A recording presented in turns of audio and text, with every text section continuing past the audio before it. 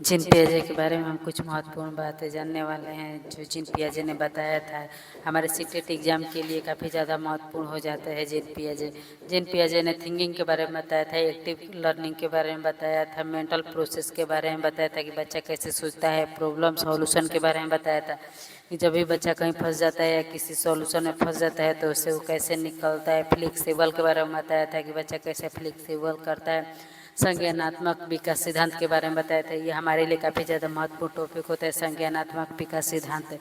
जिन पियाजे का जन्म 1896 ईस्वी में हुआ था, वो स्विट्जरलैंड के रहने वाले थे। जिन पियाजो को फादर ऑफ फिलोसफी भी कहा जाता था। उन्होंने सर्वप्रथम नैतिक विकास सिद्धांत के बारे में बताया था। उसके बाद से उन्होंने छोड़ दिया और उसके बाद से कोहलबर्ग ने बताया था नैतिक विकास सिद्धांत के ऊपर। बाल चिंतन की भाषा जिन पियाजे ने बताया कि जो बच्चा चिंतन करते हैं वो बाल चिंतन होता है। संज्ञानात्मक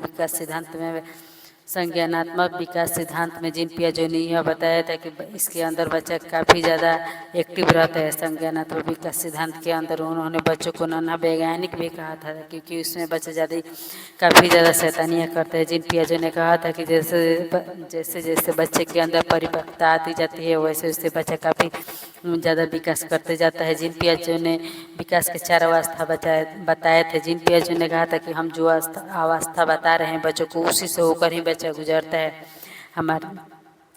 उन्होंने बताया था कि बच्चा पहले एक्टिव रहता है। उनके तो खुद ही 3 लड़के थे। उन्होंने जो भी अपना एक्सपेरिमेंट करना होता तो अपने बच्चे के ऊपर ही किया करते थे। जिन पियाजे ने अपने सिद्धांत में हर तरह के बच्चे के ऊपर रखा, जैसे थिंकिंग, बच्चे की सोचना, बच्चा कैसे सोचता है, बच्चा कैसे एक्टिव रहता है, मेंटल प्रोसेस बच्चा कैसे सोचता है प्रोसेस करता है उसके बारे में, और स्कीमा सिद्धांत के बारे में बताया था। जिन पियाजे ने देख कर बच्चा कैसे समझ कर और मेंटल में स्टोर करके रखता है और उसे याद रखता है, उसे स्कीमा कहते हैं। ये हमारे बाई बर्थ होते हैं क्योंकि ये हमें जन्म से मिले होते हैं। एक स्कीम होता है। जिन पियाजे ने स्कीम के बारे में बताया था, प्रतिदिन जो हम लोग करते हैं, व्यवहार करते हैं, दिन भर की दिनचर्या के बारे में उसे स्कीम कहा जाता है। अनुकूलन, वातावरण के अकॉर्डिंग अपने आप को ढाल देना। जैसे आज लड़का जैसे गधा को देखा तो उसे गधा को देखकर उसे पहचान गया कि ये गधा है। उस दिन मान लीजिए किसी दिन वो घोड़ा देख कर कहा कि ये घोड़ा है और उस दिन उसको घोड़ा नहीं मिला तो उसे एक लकड़ी के बांस को बनाकर और उस पर ऐसे बैठ गया और बोलता है चल मेरा घोड़ा चिक चिक। ऐसे ही छोटा बच्चा घर में करता है, जैसे झाड़ू को बना लेता है वैसे ही। जिन पियाजे ने बताया तो भाषा सीखने के 2 प्रकार होते हैं। असिमिलेशन के एक बारे में जो पूर्व ज्ञान अर्जित किया गया है उसके नया ज्ञान में जोड़ा जाता है उसे असिमिलेशन कहते हैं। एकोमोडेशन कहते हैं। एकोमोडेशन में उन्होंने बताया कि किसी चीज़ को देखकर संशोधित करना ही एकोमोडेशन कहते हैं। जैसे जैसे हम किसी को जानते हैं लेकिन वे अपने आप को, जैसे मान लो हम किसी वस्तु को जानते हैं और थोड़ा सा हटकर वो वस्तु है तो उसे हम और भी जानने की कोशिश करें कि आखिर इसमें और क्या ऐड है, क्या अलग से है, क्या नया है, सब हम जानने की कोशिश करेंगे। उसे एकोमोडेशन कहते हैं।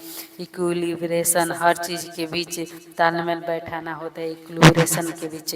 जिन पियाजे के 4 अवस्था उन्होंने बताए थे उनमें सभी प्रकार की अवस्थाओं को सार्वभौमिक माना। उन्होंने बताया कि दुनिया के अंदर जितने भी बच्चे होते हैं इसी अवस्था से होकर गुजरते हैं। यह अवस्था अपरिवर्तनशील होती है।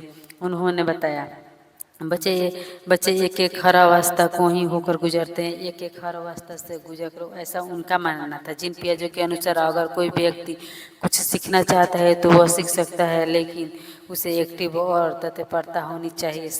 उन्होंने एक संवेदी पेशी अवस्था बताया था। 4 अवस्था में एक अवस्था आता है संवेदी पेशी अवस्था। उन्हें 0 से 2 साल के बीच बच्चों को रखा था।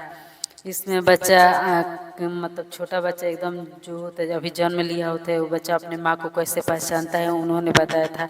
सेंसरी ऑर्गन से बच्चा पहचानता है, जैसे आँखों से देखकर, स्किन से टच करके, स्किन और सुन करके कि उसी की माँ का आवाज़ है ना, अपने स्किन से पहले टच करता है कि उसकी माँ का है ये स्किन है ना, स्मेलिंग को सूंघ करके, मतलब वो बच्चा अपने माँ को स्मेल को सूंघ करके पहचान जाता है कि मेरी ही माँ है। जीभ के माध्यम से पहचान जाता है, जैसे टेस्ट करके कि मेरी ही माँ का है दूध है ना। ये आप कहे या आप कह भी सकते हैं कि हमें ज्ञान इंद्रियों के माध्यम से बच्चा पहचान सकता है। फिर जिन पियाजो ने फ्लेक्सिबल के बारे में बताया था, प्रतिवर्ती क्रियाएं, इसमें 0 से 30 दिन के बीच के बच्चों के बारे में बताया जाता है, जिसमें बच्चे 0 से 30 दिन में पहला दिन बच्चा अपने पहला से इसमें बच्चा ना अपने मसल पर थोड़ा कंट्रोल करना सीखता है। और पूर्व संक्रियात्मक अवस्था में बताए थे, इस अवस्था में बच्चों का ज्ञान काफ़ी ये 2 से 7 साल के बीच होता है। इस अवस्था में बच्चे का मानसिक विकास 90% हो जाती है, लेकिन दूसरों को दृष्टिकोण से नहीं समझ पाते हैं। इस अवस्था में बच्चा अपने माइंड में प्रतिकलन विचार आ जाती है, जैसे